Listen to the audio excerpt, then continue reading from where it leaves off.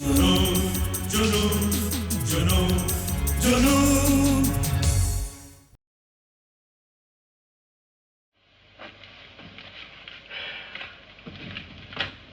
Miss Gangadhar, आपने हमारे यहाँ इतनी सारी रकम जमा करवा दी है कि हम तो अमीर हो गए हैं। क्यों मजाक उड़ा रहे हैं इस गरीब का? Really you been very kind. Thank you. मैं एक बात कहूं? हाँ, मैं आपकी बेटी के बराबर हूं ना? बिल्कुल। तो ये आप करके क्यों बुलाते हैं? हाँ, तुम कहा कीजिए ना, बहुत अच्छा लगेगा मुझे। ओके, जब तुमने मुझे इतनी इज्जत बख्शी है तो मैं भी आइंदा तुम्हें तुम कहकर ही बुलाऊंगा। Okay okay. अच्छा, मैंने तुम्हारे सारे सर्टिफिकेट्स इस फाइल में लगा दिए और कुल रकम होती है 20 लाख। और मैं तुम्हें यकीन दिलाता हूं सीमा कि ये 20 लाख तुम्हारे महफूज तो रहेंगे ही, 1-2 साल में दुगने भी हो जाएंगे। ना भी हो तो कोई फिक्र नहीं। I know. Thank you. आज से तुम इस नई फैक्ट्री की पार्टनर हो गई हो, तो अब तुम्हें भी इस फैक्ट्री की उतनी ही फिक्र करनी चाहिए जितनी कि हमें। मैं कुछ समझी नहीं। बहुत दिनों से एक उलझन में हूं बेटे। सोचता हूं उस सिलसिले में तुमसे बात करूं या ना करूं, कुछ समझ में नहीं आ रहा। दादाजी, मैं कुछ मोटी अकल की लड़की हूं, आसानी से बात नहीं समझती। Okay, then I will come straight to the point. देखो बेटे, तुम आदित्य को तो बहुत अच्छी तरह से जानती हो, उससे मिली भी हो, उसकी हालत से भी तुम वाकिफ हो। इस सारे कारोबार को चलाने वाला एक वही है। अगर वही इन सब में दिलचस्पी नहीं लेगा तो फिर ये सारा कारोबार बंद ही नहीं, ठप हो जाएगा। हाँ, वो बहुत डिप्रेस्ड है। लेकिन आप मुझे ये सब क्यों कह रहे हैं? वो तो सबसे ज्यादा आप पर भरोसा करते हैं। आपसे बेहतर उसे कौन समझा सकता है? मैंने बहुत समझाया उसको बेटा, लेकिन पहली बार जिंदगी में मुझे कामयाबी नहीं मिली। देखो बेटे, उसकी जिंदगी में एक खला है, एक खालीपन है, और अगर तुम चाहो तो उसे भर सकती हो। मैं? देखो बेटी, मैं तुमसे कहना चाहता हूं कि गॉड, हाँ, एक ना एक दिन सबके माँ बाप उन्हें छोड़कर चले जाते हैं, लेकिन वो इस तरह हिम्मत हार के नहीं बैठ जाते। बात सिर्फ मां के गुजर जाने की नहीं है बेटी। आदित्य की जिंदगी में एक और ट्रेजेडी हो चुकी है। कौन सी ट्रेजेडी की बात कर रहे हैं आप? दादाजी? हाँ? कौन सी ट्रेजेडी? मैंने किसी ट्रेजेडी की बात की क्या? अभी तो की। वो किसी से बात करना तक पसंद नहीं करता। पहली बार उसने इतनी देर तक तुमसे बात की तो मुझे लगा कि शायद वो तुम्हारी बात मानेगा। उसे जिंदगी की तरफ वापस ले आओ बेटी, प्लीज।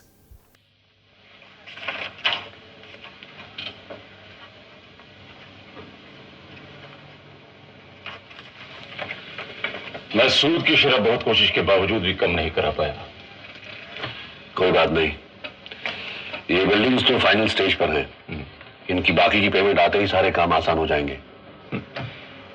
तुम्हारी ईमानदारी और लगन तुम्हें आज इस पोजीशन पर लाई है कि तुम किसी भी तरह का रिस्क ले सकते हो। मुझे मेहनत करने वालों से हमेशा हमदर्दी रहती है। बाबा के बाद तो आप ही का सहारा है। फिलहाल कुछ फाइनेंशियल डिफिकल्टी चल रही है, लेकिन मुझे यकीन है कि वो जल्दी ही खत्म हो जाएंगी। इतना अच्छा काम दिया था होटल अपोलो का, लेकिन तुम नहीं माने। मैंने तुम्हें उस वक्त नहीं कहा अग्रवाल साहब जो होटल अपोलो के मालिक हैं आजकल कुछ इनवैलिड हो गए हैं। मुझे मालूम है। इस वक्त उनकी बेटी होटल चला रही है। तो तुम्हें उनके बारे में सब कुछ मालूम है। उनकी वही बेटी चाहती थी कि वो काम तुम्हारी फर्म को दिया जाए। वाकई? लेकिन जब मैंने उसे बताया कि तुमने वो काम लेने से इनकार कर दिया है तो वो बड़ी मायूस हुई। कोई चक्कर वक्कर तो नहीं था उसके साथ? अरे नहीं नहीं, चक्कर वक्कर कोई नहीं था। दरअसल अब मैं किसी के मातहत काम नहीं करना चाहता हूं, सिर्फ अपनी कॉलोनीज बनाना चाहता हूं, और इस काम में आप ही मेरी मदद कर सकते हैं। हाँ, एक बहुत बड़ा जमीन का टुकड़ा है मलाड में, करीबन 1-2 महीने में उसका नीलाम होने वाला है। अच्छा है? बहुत अच्छा, लेकिन उसे हड़प करने के लिए बड़ी बड़ी शार्क स्टाक में बैठी हुई है। तब तो आप इस छोटी शार्क को भी अपनी किस्मत आजमाने का मौका दीजिए। Why not, why not. अरे हाँ, वो धनराज वाले हैं ना, वो भी उसे अपनी किसी नई फैक्ट्री के लिए खरीदना चाहते हैं। वाकई? तब तो बहुत ही मजा आएगा। आप ठीक कह रहे हैं मिस्टर डिमेलो। मालूम नहीं उन्होंने कौन से प्लांट का लिटरेचर भेज दिया है। टारगेट की तारीख बहुत नजदीक आ गई है, समझ में नहीं आ रहा क्या करूं। आप एक काम कीजिए, आप उन्हें टेलीफोन करके केबल के जरिए सारी इंफॉर्मेशन मंगवा लीजिए, और हाँ, अपने किसी असिस्टेंट को यहां उनके एजेंट के पास भेजिए। हो सकता है उनके पास इस प्लांट का सही लिटरेचर हो। Okay sir, thank you. देखा, आज तुम्हारा ऑफिस आना कितना जरूरी था। हाँ तो क्या लाला जी? हाँ, वो मेरे बार बार टेलीफोन करने पर। एनीवे, अगर मलाड वाली जमीन हमें मिल जाती है तो तीसरी यूनिट बनाकर पहली फेज का काम पूरा हो जाता है। अभी तो वक्त है, देखते हैं। वो सीमा गंगाधर वाला काम मैंने कर लिया है। हो गया? हाँ भाई, उसने सारी रकम हमारे हवाले की और बोली कि जहां आदित्य धनराज जैसे ईमानदार आदमी हो वही रकम लगानी चाहिए। आप तो खामा मुझे अपना क्रेडिट दे रहे हैं लाला जी। मैं तो लोगों को बीच मझधार में छोड़ देने वाला इंसान हूं। तुम फिर वही पुरानी बातें करने लगे। मैं सीमा की बात कर रहा हूं। आपके ये भी नहीं पूछोगे कि सीमा ने कितनी रकम लगाई है हमारे शेयर्स में? शेयर्स में? लेकिन वो तो फिक्स डिपॉजिट की बात कर रही थी। वो इतनी अच्छी लड़की है बेटे कि मैं उसे 3 साल तक लटका के नहीं रखना चाहता, और फिर हमारे शेयर्स के भाव इतने बढ़ रहे हैं कि उसका अच्छा खासा फायदा हो जाएगा। मुझे डर है कहीं हम पर से उसका भरोसा न उठ जाए। बिल्कुल नहीं उठेगा, और वो इसलिए नहीं उठेगा कि मैंने उसे अपनी बेटी बना लिया है। अब उसके नफा नुकसान की जिम्मेदारी मेरी है। क्या बात है, आप उसमें बड़ी दिलचस्पी ले रहे हैं। आपको कोई एतराज? अच्छा मैं चलता हूं लाला जी। नहीं, सीमा शायद फिर आएगी। वो कह रही थी कि तुमसे कुछ जरूरी बातें करनी उसे। फिर कभी से। Just a moment. Hello, Dhanraj enterprises. अरे सीमा तुम? हाँ हाँ, लो बात कर लो। Seema. Hello, I am sorry. हाँ मुझे जरा देर हो गई। Yes yes I am fine. मैंने कहा था मैं हूं। कौन बात करना चाहता है? कंचन? कौन कंचन? कंचन मेरी सहेली, जिसके पास मैं यहाँ आकर ठहरती हूँ। घबराइए नहीं, मैं किसी परेशानी में डालने वाली बात नहीं कर रही। लीजिए बात कीजिए। हेलो आदित्य जी। हाँ, सीमा के थ्रू आपका इंट्रोडक्शन तो मिल ही चुका है। बात दरअसल ये है कि मैंने अपने यहाँ एक छोटी सी गेट टुगेदर रखी है। अगर आप थोड़ा सा समय निकाल के उसमें शरीक हो जाते तो आई विल फील ऑनर्ड। देखिए, ना कह के मायूस मत कीजिए। देखिए, मैं वादा तो नहीं कर सकता।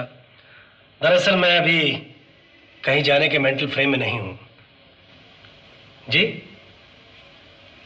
एनीवे, मैं कोशिश करूंगा। नहीं, आपको आना ही पड़ेगा। क्या मैं उस इंसान से मिलने का हक नहीं रखती जिसने मेरी सीमा के लिए इतना कुछ किया? मिलकर आपको मायूसी होगी। I am a big bore, कहा ना। Okay, I shall try my best. बहुत देर लगा दी। चलो आ तो गए, आइए बैठिए, मैं अभी आती हूँ। Okay, thank you.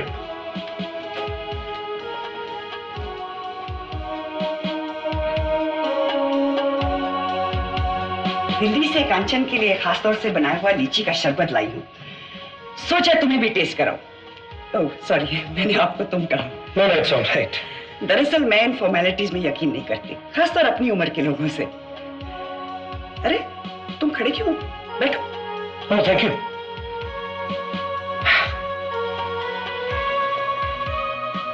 Relax relax, दो दोस्त बैठे हैं, इसमें घबराने की क्या बात है? नहीं, इसमें घबराने की तो कोई बात नहीं, लेकिन वो आपकी सहेली कंचन, वो गेट टुगेदर, लगता है शायद मैं ही जल्दी आ गया हूँ। कंचन कहीं चली गई है और यहाँ कोई मेहमान नहीं आने वाले। दरअसल मैं तुमसे अकेली में बात करना चाहती थी, इसलिए मैंने तुम्हें यहाँ बुलाने की ये तरकीब सोची। आई एम सॉरी।